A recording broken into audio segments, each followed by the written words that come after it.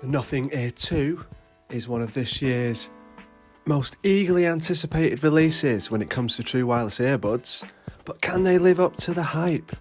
And are they worth it? In this review, I will be going through 5 reasons why I think you should consider buying these and 3 reasons why you might want to look elsewhere. So let's get straight into it. And number 1 is going to be the design of these earbuds. So very much along the same lines, almost identical to the Nothing Ear 1. Incredibly unique, distinctive, different, and I really like it. I'm really into this. I love the design. I love the transparency on the stems. As you can see, they are a stem style design. We do have ear tips. You've got the white and black and the red kind of colourway going on. I love the case. The case is true wireless charging as well. They are very, very unique and they do stand out, and there's nothing wrong with that for me. So that's the first reason why I really recommend these earbuds. Number 2 is going to be the fit and the comfort. So building on what I've just said, these are some of the most comfortable earbuds that I have ever tested. I am, as you can see, using the SpinFit CP360s on mine. The in-house tips are actually fine, but I just preferred the seal and the comfort when it came to the SpinFit, so I did swap those out and they're working really well. But like I said, really good fit, really good comfort levels. You can wear these for hours on end without any fatigue, in my experience. Obviously, this will vary based on your individual ear size, etc. So do swap out and test the ear tips inside the box to get the optimum seal and therefore the optimum comfort levels and sound quality. And number 3 is going to be the ANC Performance. So really, really good, strong ANC on this pair. We have got adaptive ANC and personalised ANC, so you can go through a quick hearing test on the app, on the Nothing X app, which is available for iOS and Android, and that will give you a personalised ANC.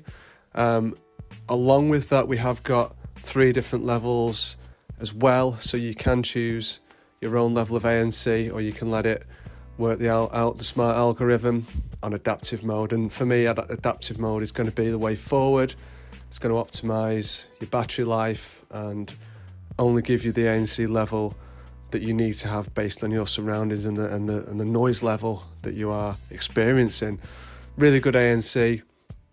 Talk about the transparency further down in the video, but that is the 3rd reason why I would recommend these earbuds. Number 4 is going to be sound quality. So sound quality on these is excellent. Really, really impressive.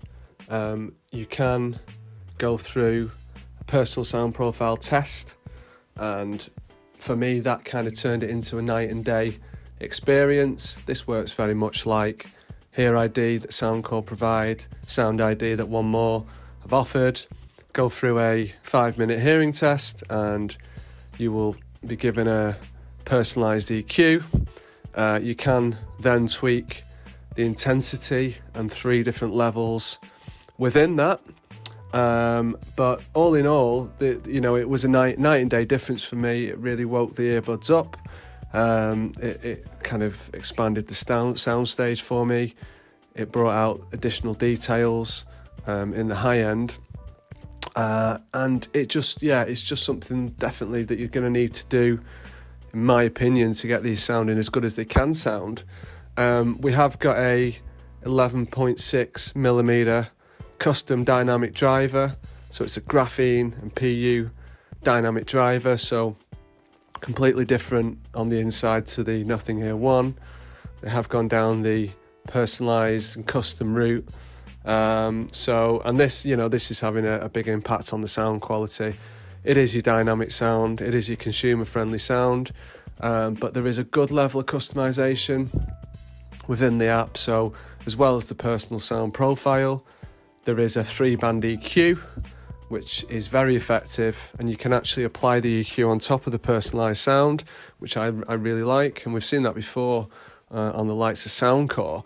But for me, the sound quality is incredibly enjoyable. It's not a muddy bass. It's a clean bass. It's a very detailed, balanced sound. Overall, you can get it to sound more bass heavy. There is a decent sub bass thump to the sound signature, but the overall impression is that they've cleaned these up immensely from the first edition, and it's a fantastic sound, really enjoyable. And that brings me to number 5, which is the app and the customization. So the Nothing X app is really, really good. You've got your ANC and your sound quality customization that we've already mentioned, but you've also got your controls in there. So these are squeeze controls, very much like the AirPods Pro. So you can customize your squeeze controls, and on top of that, you've got another list of settings, including your toggling on your in-ear detection. You've got your low lag gaming mode in there as well. You've got multi-point, you've got an ear tip fit test, you've got Find My Earbuds. So there's a whole array of additional features, firmware updates as well. So it's a really comprehensive app, really user-friendly. I love using it. And all in all, a great experience really for the user. So on top of that, you've also got the toggle around your high quality sound. So that's your LHDC. So if you have got a device that supports it, we have got high-res wireless audio on board with these guys, so another big improvement. And the only issue really is that LHDC isn't the most common codec when it comes to high-res audio. However, we may see future updates. We have got AAC and SBC, so we're covered on that front. So all in all, fantastic app from Nothing. And that brings us to 3 things that I just want you to be aware of, and to things to consider if you are looking at picking these up. And what I will say is these are coming in at a really competitive price point, $149 or £129. So there's a lot of other options in the mix here. So these things are just things to be aware of if you are considering these. So number 1 is the battery life on these earbuds. So in my opinion, just not good enough for the price we're paying here. So we are only getting, with ANC on, up to 4 hours on the buds. So for me, that's low. Up to 22.5 hours with the case in total. And with ANC off, the advertised playtime is 6.3 hours with the buds and 36 hours with the case in total. So yeah, for me, it's just lower down when it comes to the competition. We have got a really good fast charging function though. We're getting 10 minutes charging time for 8 hours, so that's on the case. We have got wireless charging as well, so again another point for that. But battery life 4 hours, 3.5 4 hours on the buds. It's just it's not great, is it? It's not great if you're out and about and you need these, if you're traveling. But obviously with the case, you are going to increase that. Second reason, things to be aware of, is we talked about the transparency mode. I mentioned it earlier. So just not the best transparency mode now. It's decent. It's okay. There's enough volume there. There's a sort of decent awareness of your surroundings. But like voices, for example, are not coming through particularly clearly. It's not the best implementation that I've experienced. There isn't any customization within that either, so there's no sort of sliding scale within the app. There's no kind of different modes. We've seen this a lot now with other products, mentioning Soundcore again. You've got your voice mode. Other products at a similar price point are giving you a slider, so you can adjust the strength of that transparency mode. So just another drawback for me, another con. And then finally, I have had some issues with the personal sound profile. So when I went through the test, there's, like I said, there's 3 settings. You've got your softer, you've got your recommended, you've got your richer.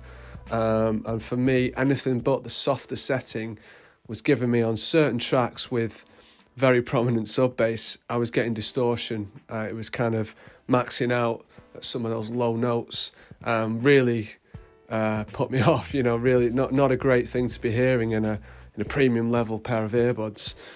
When I go into the softer mode, it's pretty much gone, pretty much not audible. But again, it's just not quite there with this feature in my view.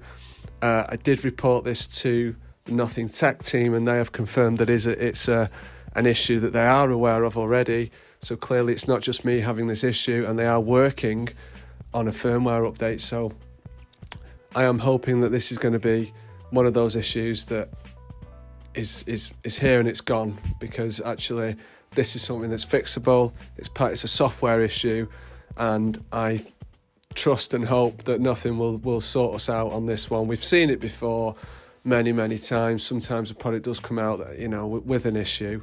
It is technology at the end of the day, but a little bit disappointed, but hopeful that this is going to be fixed. So that's been my review, guys. Really interesting product. I'm really enjoying these. Fantastic to use. Just love using them. Love the sound. It's a 90% their product. I think there's a couple of things that if we just had that adjustment, maybe via a firmware update, these are up there when it comes to performance across the board. I am going to be dropping a best under 200 video in the next couple of weeks, and I'd like you to let me know down in the comments which earbuds you would like me to compare the Nothing Ear 2 to.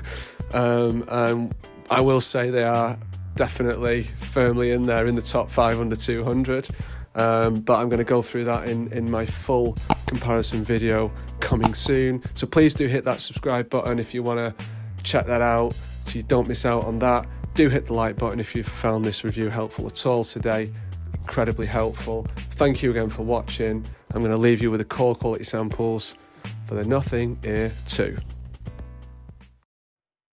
This is a call quality test with the Nothing Ear 2 in a quiet environment. And this is a call quality test with the Nothing Ear 2 in a noisy environment.